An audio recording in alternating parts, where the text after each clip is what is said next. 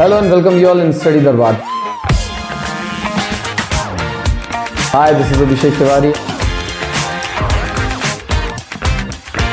So we have already studied harmony, not discord. Now we are going to start with the third point, third principle, that is cooperation, not individualism. Cooperation, as the name suggests, cooperation का मतलब क्या होता है? एक दूसरों की सुनना और फिर काम करना, अकेले अकेले नहीं. Means it's a teamwork basically. It's not to show your individuality. You have to work in a team with cooperation. ठीक है? With cooperation you have to do, not individualism. Individualism का मतलब होता है अकेले अकेले अपना अपना काम करते रहो.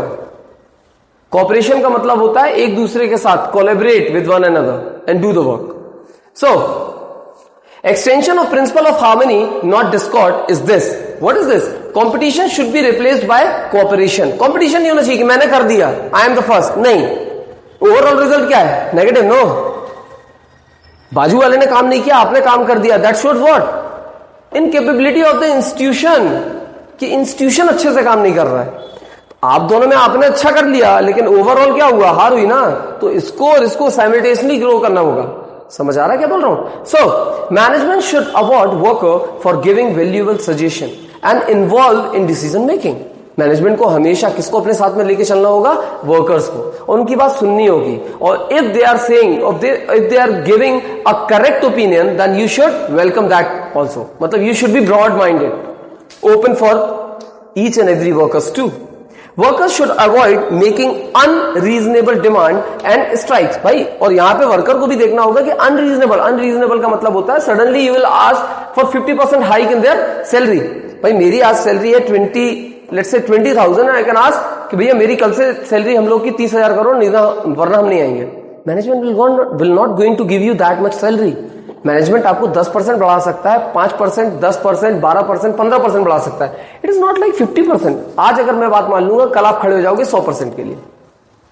तो अननेसेसरी, अवॉइड और अनरीजनेबल चीजें आप मांगे ही ना, डिमांड ही ना करना. इसका मतलब होता है cooperation, not individualism. Are you getting? Means basically a team work. Next come cooperation, not individualism. Extension of principle of harmony. Competition should be replaced by cooperation. Then management should award worker for giving valuable suggestions and involved in decision making. Worker should avoid making unreasonable demand and strikes. Employers take care of the needs of employee. Employer को क्या employee को चाहिए है, इसके बारे में ख्याल रखना चाहिए. And whatever is their need, they should fulfill that. Would prevail as in the case of Japanese companies. How to increase industrial production? अब industrial production बढ़े कैसे? Can anyone tell me how to increase the industrial production? तो industrial production बढ़ाने के लिए by improving the performance of the employees. जो आपकी company में employees हैं, उनकी performance को बढ़ा दो, तो automatically आपकी कंपनी का production बढ़ जाएगा या नहीं बढ़ेगा? बढ़ेगा. तो basically development of each and every person to their greatest efficiency and prosperity. आपकी कंपनी में जो लोग काम कर रहे हैं, उनको सुबह जब आपकी कंपनी में आए, they should not feel like कि यार फिर मुझे उठना है और उठ के फिर मुझे काम पे जाना है. दे शुड बी एक्साइटेड कि yes I have to go for a job, मुझे कंपनी जाना है, काम करना है. और जब शाम को छूट है तो अब मुझे घर जाना है, लेकिन कल फिर मुझे आना है, यस तो I have to do this particular thing. मतलब आपके अंदर एक एंथुसियाज्म जनरेट हो कि हाँ मुझे कंपनी जाना है, मुझे अपने ऑफिस जाना है, I need to go for my work. ये अगर आपके अंदर आ रहा है तो आप माने कि आपके एम्प्लॉय आपसे खुश हैं. तो उनके लिए जरूरी क्या है? आपको उनके बारे में सोचना होगा. तो industrial efficiency depends upon the efficiency of the worker. Worker की एफिशिएंसी पर डिपेंड करती है आपकी टोटल ओवरऑल कंपनी की efficiency. Therefore, employees with required qualification and experience should be selected first of all. Second, provide training to the selected employees and assign work according to their physical, mental and intellectual ability. भाई physically, mentally और intellectually आप किस काम को करने के लिए बने हो, केपेबल हो, वो काम आपको देंगे. और आपको सिलेक्ट करने से पहले हम किसी को भी नहीं ले लेंगे. I am going to see the qualification which you possess. आप वो काम कर पाओगे, नहीं कर पाओगे? अगर कर पाओगे, we will going to provide you basic training of that particular thing. और फिर अकॉर्डिंगली आप किसके लिए या किस काम के लिए सक्षम हो, that particular work will be assign to that particular person.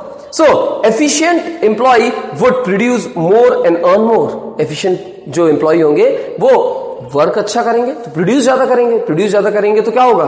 In return they will get more what? Money. Are you getting what I'm saying? Now, development of each and every person the same thing which was discussed is written out there. You can just read it, or if you want to take the picture, you can take the picture of it. Now, under technique, अभी हमने पढ़ा था principles of management, Taylor साहब ने दिए थे. अब Taylor साहब ने एक और चीज दी थी, टेक्निक. तो टेलर साहब की टेक्निक पढ़ लेते हैं. This is the flow chart which we have to remember. Technique के अंदर क्या आएगा? Functional foremanship, differential wage system, standardise and simplification, work study. Work study के अंदर क्या आएगा? Time study, motion study, method study, fatigue study. This is the question which comes for 5 mark. तो आप डायरेक्टली इसका आंसर लिख सकते हो. ठीक है, तो सबसे पहले पढ़ते हैं स्टैंडर्डाइजेशन. सबसे पहला क्या है? Standardisation and simplification. What does that mean? इसका मतलब होता है technique in which company establish a standard. Standard मतलब एक लिमिट सेट करना. ये standard such as a product dimension, product की साइज, प्रोडक्ट की quality, and then produce product on the basis of that standard. मतलब बेसिकली एक template generate करना. आपने देखा होगा सेलफोन, आप किसी सेलफोन की शॉप पे जाओगे तो वहां पे एक डमी फोन रखा होता है. वो डमी फोन क्या होता है? कि standard phone, standardisation of that particular phone. उस फोन को देख के आप उसकी साइज, उसकी क्वालिटी, उसकी वर्क एफिशिएंसी या उसके डायमेंशन के बारे में पता कर लेते हो ना, कि ऐसा आपके पास फाइनल फोन आएगा जो आपके पास है. तो लाइकवाइज यहां पे भी वो क्या करती है कंपनी, जो भी प्रोडक्ट उसको बनाना है उसके लिए क्या करेगी कि स्टैंडर्ड तय करती है. उसे ही कहते हैं स्टैंडर्डाइजेशन. बेनिफिट इसका क्या होता है? To establish standard of excellence and quality in material, to establish standard of performance of man and machine both. Man और मशीन दोनों की परफॉर्मेंस हमें क्या करना है कि स्टैंडर्ड नापना है कि भैया एक इंसान कितने चीज कितने समय में बना सकता है, and what will be the quality of the product which has been made by that particular person. तो मशीन और मैन, इनका स्टैंडर्ड टेक्निक हम निकालेंगे. एक दिन में भाई तुम इतनी शर्ट्स बना सकते हो, और एक दिन में अगर आप 3 घंटे तक एक मशीन में काम करते हो तो these much shirts you will going to make. This is a standard. तो स्टैंडर्ड ऑफ परफॉर्मेंस को यह बोला जाता है. नेक्स्ट हम standardisation, same thing which we have discussed, उसी को फिर से वर्ड्स में लिख दिया. You can write it this. जब भी आपको क्वेश्चन पूछेंगे standardisation, you just have to write these points. Try to write the answer in points. मैं आपको पहले ही बता चुका हूं, don't write the answer in paragraph. कभी भी आप आंसर लिखते हो तो आंसर किस में लिखना है बेटा? पॉइंट्स में लिखने. पॉइंट्स में जब आप आंसर लिखते हो तो आप पॉइंट टू पॉइंट बात करते हो. ठीक है, अननेसेसरी की कहानी नहीं लिखते हो. जब चेकर एग्जामिनर आपकी कॉपी चेक करेगा, they will just go from the point two point. 1 number का 1 पॉइंट, 3 नंबर आए, 3 पॉइंट आपने लिख दिए, 3 नंबर पक्के. समझ आ रहा है क्या बोल रहा हूं? Be specific. ऊट पड़ंग कहानी नहीं सुनाना है. Simplification, standardisation and simplification. Simplification मतलब क्या होता है? तो भैया aims of removing unnecessary varieties, size and dimension. भाई अगर आपने स्टैंडर्डाइजेशन कर दिया एक पर्टिकुलर प्रोडक्ट का, तो आपको अलग अलग वेरिड साइज के प्रोडक्ट मिलेंगे क्या? आपने एक स्टैंडर्ड साइज दे दी ना, कि इस साइज का आपके पास इतनी लेंथ, इतनी ब्रेथ के आपके पास क्या होने चाहिए? टाइल्स बनाने हैं. तो आपने टाइल्स की स्पेसिफिक साइज दे दी, डायमेंशन उसके दे दिए. तो इससे सिंप्लीफिकेशन क्या हो जाता है? आप सिंप्लीफाई, भाई मुझे ये बनाना है, I have the thing, same quality of duplication of the material I have to do. जितने प्रोडक्ट चाहिए उतने बना देंगे. नाउ बेनिफिट क्या है? It result in saving of the cost of the labour. Labour को अलग से दिमाग लगाना है नहीं, बार बार मोल्ड में डाला आउटपुट. मशीन एंड टूल्स, इसमें आपको टाइम वेस्ट और पैसा वेस्ट नहीं करना. It implies reduced intervention, fuller utilisation of equipment and increase turnover. फिर से वही चीज क्या जाएंगी पॉइंट में. Please go through this thing. These are the points which you can just write it down. What is the meaning of simplification and standardization? Both is one on the other thing. ठीक है. Next आपके पास है functional foremanship. What is functional foremanship? तो functional foremanship का मतलब होता है separation of planning and execution function. Planning and execution को सेपरेट करना. Function which is extended to the lowest level of the shop floor. Basically, what does it mean? Promotes division of the work at floor level, bring specialization. Basically क्या बोल रहा है? आपने planning और execution जो function है उसको क्या करना है? अलग अलग का मतलब क्या है? whichever person is good in that particular thing, we should assign that particular thing to that particular person. उस इंसान को वो चीज दे दो जो उसमें स्पेशलाइजेशन रखता हो. Promote division of work. हर चीज किसी एक से नहीं कराना है. कॉपरेशन जब वर्ड आता है, कॉपरेशन का मतलब क्या होता है? Not individualism. एक चीज आपसे बनवाओ, एक चीज आपसे बनवाओ, एक चीज आपसे बनवाओ, एक चीज आपसे बनवाओ. At the end what we will going to do? We will going to, computer में क्या होता है? आपने सीपीयू देखा है? What actually happen in CPU? CPU में आप करते क्या हो? अलग अलग जगह से सामान उठाया और एक मशीन के अंदर रख दिया. Assemble. What we do? Assembling. आपने अलग अलग चीज अलग अलग जगह बनाया, बाद में क्या कर दिया, असेंबल कर दिया सबको एक साथ। समझ आ रहा है? तो डिवीजन ऑफ वर्क का मतलब ये होता है। डिवीजन ऑफ वर्क का मतलब बेसिकली एक और भी होता है, मैं सारे काम तुमसे नहीं कराऊंगा यार, एक ही इंसान सब कुछ नहीं करेगा। I will going to assign different work for different person according to their specialisation. You are good in accountancy, so I am going to give you the work related to accountancy. He is good in economics, so I am going to give him work related to economics. ये BST में अच्छा, तो मैं BST से related दूंगा। मुझे एक project file बनानी है जिसमें मुझे कॉमर्स के बारे में बताना है, तो एक दो तीन लोग मेरे पास है, तो तीनों जिस पर्टिकुलर फील्ड में स्पेशलाइजेशन रखते हैं उस पर्टिकुलर चीज से रिलेटेड मैं आपसे काम करने बोलूंगा। Eight the and that person is good in assembling those all this thing, he has the basic knowledge of all the three subjects. तो किसको कहां पे रखना है, he has that better knowledge, तो रख देगा। एट द एंड मेरे पास फाइनल पीपीटी आ गई।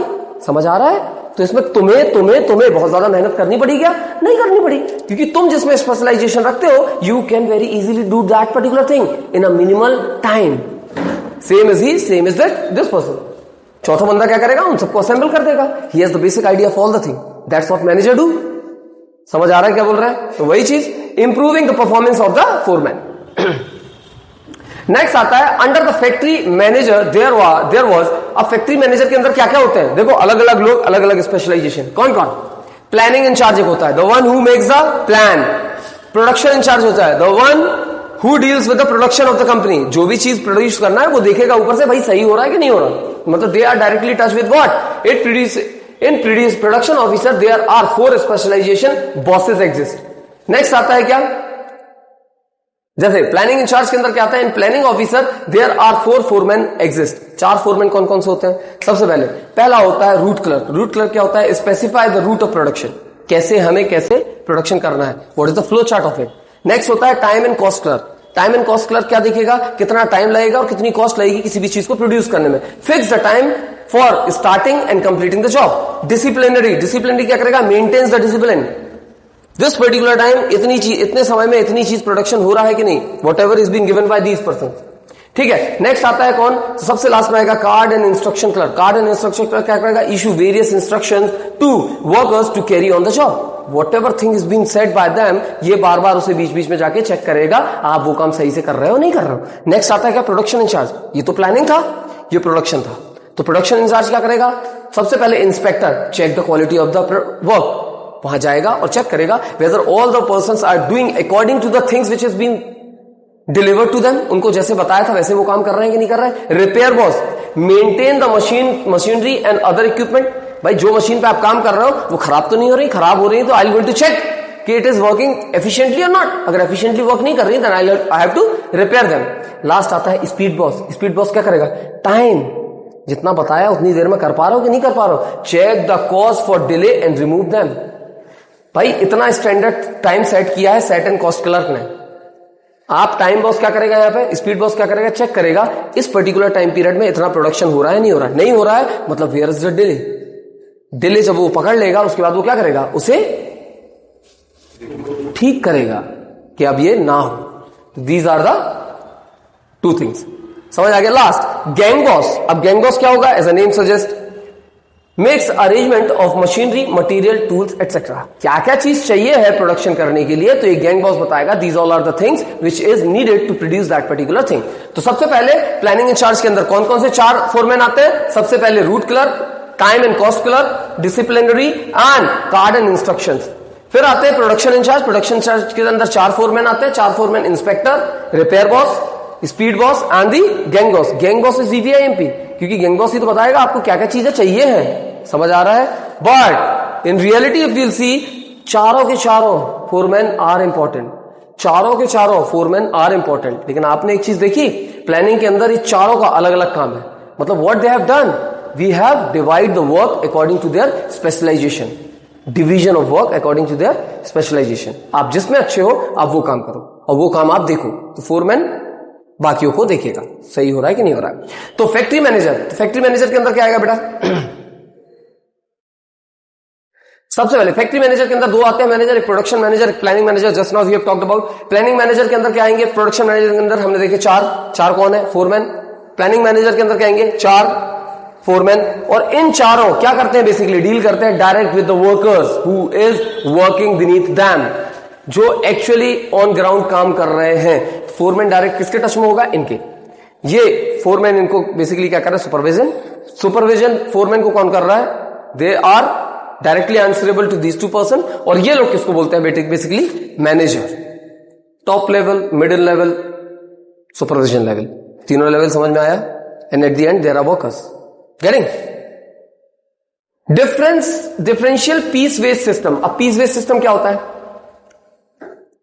तो basically efficient workers are paid more at higher rate when production rises above the standard. अब भाई एक स्टैंडर्ड आपने तय किया कि इतना बनना चाहिए एफिशिएंटली, इससे ज्यादा बनने लगा तो एफिशिएंट वर्कर्स को क्या मिलने लगता है बेटा? Paid more at higher rate. जल्दी जल्दी हायर रेट से आपका प्रोडक्ट जो the wages which you are getting उसका अमाउंट क्या होगा? बढ़ जाएगा। On the basis of what? On the basis of production ज्यादा, एक स्टैंडर्ड साइज से ज्यादा आपने प्रोडक्शन करना स्टार्ट किया, that means you are eligible to have more pay. Less efficient worker का क्या हो गया? Less efficient worker are to be paid less when the production falls below the standard. Basically क्या होगा? ये मोटिवेट करने की बात है। It is totally on the basis of performance. आप किसी भी कंपनी में जाओ, suppose in our school just now we have introduce one of policy, आपकी सैलरी डिपेंड करती है आपकी परफॉर्मेंस पे। आपकी सैलरी से मतलब है नेक्स्ट ईयर जो आपका इंक्रीमेंट होगा that will be fully dependent on your performance. Regardless आप कितने साल वहां पे काम कर रहे हो, रिगार्डलेस आप कैसे काम कर रहे हो, रिगार्डलेस आपकी किससे कितनी पहचान है, आप कितने घंटे कंपनी में बैठे रहते हो या कितने जल्दी आप भाग जाते हो, इससे कोई मतलब नहीं है। Eight the end what is the main thing? आपके स्कूल में जो बच्चे हैं that should be in the good position, means उनका ओवरऑल रिजल्ट, उनका ओवरऑल डेवलपमेंट दिखना चाहिए, सिर्फ बोलने से नहीं कि मैं भाई सुबह से लेकर शाम तक पढ़ा रहा हूं बच्चों को। भाई रिजल्ट बता रहा है ना, एवरेज रिजल्ट आपकी क्लास का कैसा है वो बताएगा ना। एट द एंड 10th और 12th बोर्ड का रिजल्ट आपका बताएगा ना that actually you have taught them और नॉट। अब भले ही आपने 1 घंटा पढ़ाए हो चाहे 8 घंटे पूरे पढ़ाए हो, समझ आ रहा है? आपने उनके इनोवेशन के लिए क्या किया, मतलब आपने उनके अपग्रेडेशन के लिए कोई इनोवेटरी कुछ लेकर आए हो, कुछ इनिशिएटिव लिया है? अगर लिया है तो दिखेगा, on paper it should be there. Same thing over there. अगर स्टैंडर्ड जो आपने बनाया है उस स्टैंडर्ड से ज्यादा प्रोड्यूस करते हो मतलब you are an efficient worker, तो आपको पे ज्यादा मिलेगा। स्टैंडर्ड तय है उससे अगर आपने कम किया मतलब आपको वेजेस जो मिलेंगे वो लेस मिलेंगे, simply on the basis of production. समझ आ रहा है ना? कैरेक्टरिस्टिक इसके क्या होते हैं? तो भाई सिंपल सी बात है, standard time is fixed for standard amount of work. आपको पता है जैसे if I want to go to the school, अगर मैं स्कूल जा रहा हूं अपनी क्लासेस ले रहा हूं तो मेरा स्टैंडर्ड एक टाइम है ना कि मुझे सुबह 7:30 बजे से 2:30 बजे तक स्कूल में रहना है, ठीक है? And my work is also fix कि मुझे इतना काम करना है अगर मैं इतनी देर रहता हूं। सिंपली यहां पे भी आप कितनी देर काम करोगे और कितनी देर काम करने के बाद standard time is fix for standard amount of work. कितना आप काम करोगे उसके लिए कितने घंटे तय किए हमने आपको बता दिया। Lower rate for those who produce less than the standard quality. Lower rate of time किसके लिए होगा? उसके लिए जो स्टैंडर्ड टाइम से कम काम कर रहा है। And minimum wages is not guaranteed. Basically क्या बोल रहा है? Standard time is fix for standard amount of work. आपने एक स्टैंडर्ड टाइम आपका है, उसमें आप इतना काम करो, अगर आप नहीं कर पा रहे हो मतलब आपको वेजेस जो है, समझ में आ गया? Is not guarantee, minimum wages is not guaranteed बोल रहा है, ठीक है? मिलेगा भी कि नहीं ये भी नहीं पता, ठीक है? मिलेगा, ऐसा नहीं होता नहीं मिलेगा, लेकिन कम मिलेगा। That's Now the fourth thing which we have to study is work study. Under work study we have to study 4 dimensions. वो 4 dimension क्या है? Time study, motion study, method study and fatigue study. तो basically if we are going to talk about purpose of work study का purpose क्या होगा? कोई बताएगा? कोई भी इंसान कितना काम कर सकता है, ठीक है? ये बेसिकली उसका एक स्टैंडर्ड तय करना है। यस, तो basically finding one of the best way of doing the things. दूसरा standard time taking to perform the task, और नेक्स्ट आता है रिड्यूसिंग वेस्टेज, और सबसे लास्ट कैलकुलेट वेज रेट। ये चारों चीज के लिए वर्क स्टडी करना जरूरी है। Work study of what? Work study of the performer, the one who have to do the job in that particular time period. तो उसके लिए स्टैंडर्ड सेट करना है, तो वर्क स्टडी के थ्रू सेट होता है। तो क्या होता है बेटा इसके अंदर? सबसे पहले इंप्रूविंग वर्कर्स प्रोडक्शन, इसका बेसिक मतलब है, ठीक है? तो कैसे होगा? सबसे पहले मेथड स्टडी। मेथड स्टडी का मतलब किस तरीके से हम उसे प्रोड्यूस करें। Find out one best way of doing the job out of the various method. बहुत सारी आपके पास मेथड होगी किसी चीज को बनाने के लिए। अब वो बनाने के लिए जो बहुत, जैसे आपकी पढ़ने की अगर मैं बात करूं, पढ़ने के बहुत सारे तरीके होते हैं। कई लोगों की आदत होती है बुक से पढ़ने की, कई लोगों की आदत होती है वीडियो देख के, कई लोगों की आदत होती है कान में लगा लिया और बस सुनते रहे, कई लोगों का होता है कि जब तक वो टीचर के सामने नहीं बैठते हैं तब तक उन्हें समझ में नहीं आता। There are several student who can learn from online classes as well, मतलब जो रिकॉर्डेड वीडियो होते हैं। तो डिफरेंट पर्सन है, डिफरेंट थिंग। आपने कई सारे में टेस्ट किया and finally you have seen कि सबसे ज्यादा आउटपुट, मतलब जब मैंने टेस्ट लिया तो इतने सारे लोगों में असेसमेंट करने के बाद from where I got the maximum result, ठीक है, सबसे ज्यादा रिजल्ट मुझे कहां पे मिला, तो जो मुझे सबसे ज्यादा रिजल्ट मिलेगा I can take that as a best method to study, best method to learn. वैसे ही किसी चीज को प्रोड्यूस करने के लिए बहुत सारे मेथड्स होते हैं, one method we will going to choose out of all the things, ठीक है। तो इसके बेनिफिट क्या है, aimed at the standardize job, पहली चीज, और दूसरी क्या है, minimizing the cost of the production and maximize the quality and satisfaction of the customer. Customer को इजी भी होगा वो करने में, ठीक है। तो इसका इंस्ट्रूमेंट यूज क्या होते हैं, process chart and operation research etcetera are used. Basically क्या है, जैसे मैंने आपको बोला कि हम क्या करेंगे, एक असेसमेंट करेंगे on the same thing, they will also do the same thing, लेकिन ये क्या करेंगे, चार्ट के फॉर्म में सिखाएंगे, ठीक है। Next comes motion study. Motion study का मतलब क्या होता है, refers to the study of movement, like what, lifting, putting, किसी भी चीज को उठाना, किसी भी चीज को उठा के रखना, object sitting, putting object, sitting and changing position etcetera, which are undertaken while doing a typical job. किसी भी जॉब को करने के लिए ये सारी चीजें आप कितनी कर रहे हो, एक जगह बैठ के पूरा काम कर रहे हो, आपको चलने का काम बहुत ज्यादा है, बहुत सारा सामान उठा के यहां वहां से यहां रखने का है क्या, ये सारी चीजें। Apart from that which are undertaken while doing a typical job, unnecessary movement to be eliminated. क्या काम नहीं करना है भाई, कोई मैं यहां बैठा हूं, मुझे कोई चीज उठा के यहां बार बार रखना है, I can fit a machine there, no, कि वो मशीन बार बार यहां पे सामान रख दे, मुझे पता है ये बार बार करना है, तो मेरा मोशन, ये जो उठ के जाना है, मेरी एनर्जी वेस्ट होगी ना, तो I have to eliminate that particular extra work जो कर रहा हूं, तो मैं वो नहीं करूंगा। Eliminate so that it can take और it takes less time to complete the job efficiently. ये जो मेरे काम है, ये काम मैं क्या करूंगा, मिनिमाइज कर दूंगा, सो दैट मेरा मोशन बहुत ज्यादा ना हो, I can do the work standing out there for as long as I can do. समझ आ रहा है, क्योंकि जब भी आप मोशन बहुत ज्यादा करेंगे तो आपका क्या जाएगा, एक टाइम, दूसरा एनर्जी, ये दोनों चीज को हमें क्या करना है, सेव करना है। Benefit, possible to find out motion which are productive and which are unproductive. मतलब वो मोशन का बेसिक मतलब होता है for doing that particular work आप क्या क्या चीजें कर रहे हैं, the activities which you are doing. तो जो एक्टिविटी उस पर्टिकुलर जॉब को करने के लिए प्रोडक्टिव है वो हम रखेंगे, जो अनप्रोडक्टिव है we will going to eliminate out. Unnecessary movement are और can be remove so that complete the job efficiently. Instrument क्या होता है, stop watches and various symbols and colours, ये सारी चीज हम यूज करेंगे।